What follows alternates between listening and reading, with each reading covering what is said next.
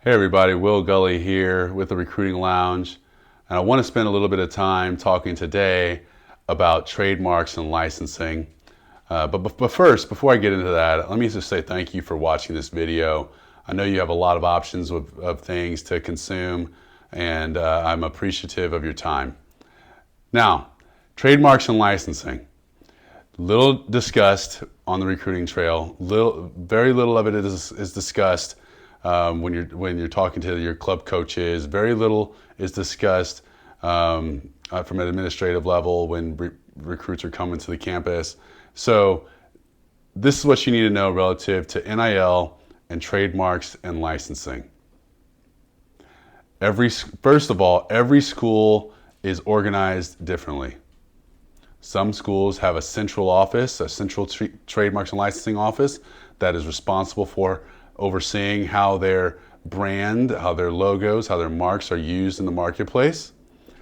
Some schools allow their athletic departments to oversee those things for themselves.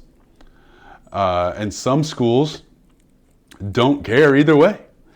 And so when you are potentially trying to do an NIL deal and you want to have your jersey or you want to be in front of your stadium or your arena or whatever, taking the pictures or doing this promo, or whatever it is, those are things that you got to consider.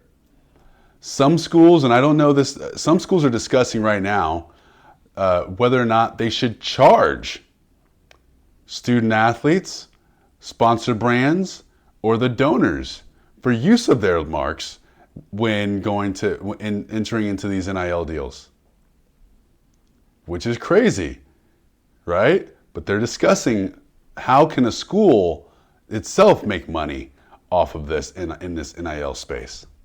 Okay, how can we protect our marks, right?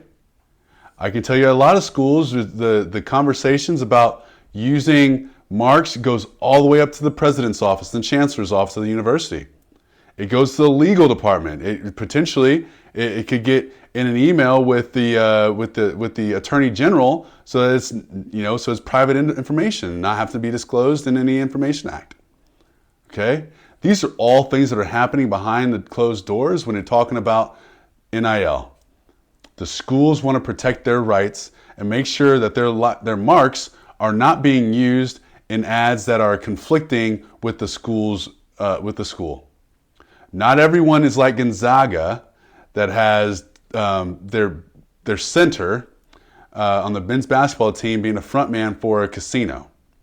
All right, not everyone is willing to do that.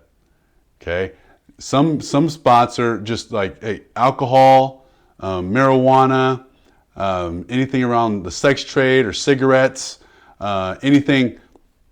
Any of that stuff, just gambling, right now, all that stuff is so hot button for schools, for public institutions, that they're staying away from, and they want to make sure that you, student athlete, are not going to put their logo and their mark and associate it with one of those industries.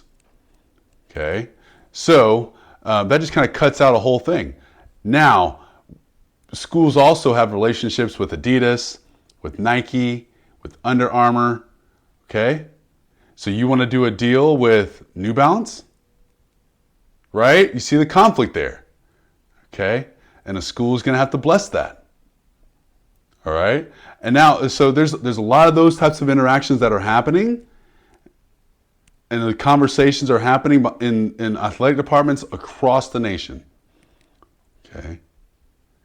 So when you're going into these NIL interactions and you're at a school and you're talking with administrators and compliance officers and you're asking these questions about NIL, I would ask, hey, what's your policy regarding trademarks and licensing your marks? If I wanted to do a photo shoot wearing my uniform that says the name of the school on the chest and has the logo of the school on the jersey somewhere, how do I go about getting that approved? Do I need to go about getting that approved?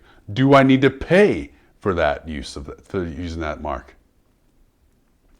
Okay, ask those questions ahead of time so that you're not blindsided when you get into these these conversations with potential donors and sponsors. Okay. There's much more to unpack there. And if you have questions and comments, you want to discuss a little bit more, I'm happy to do so. Feel free to reach out to me. Just drop a note in the comment section. I'll do my best to respond as quickly as I can. And as always, thank you again, and may your days be filled with moments of joy, grace, mercy, and love. Bye now.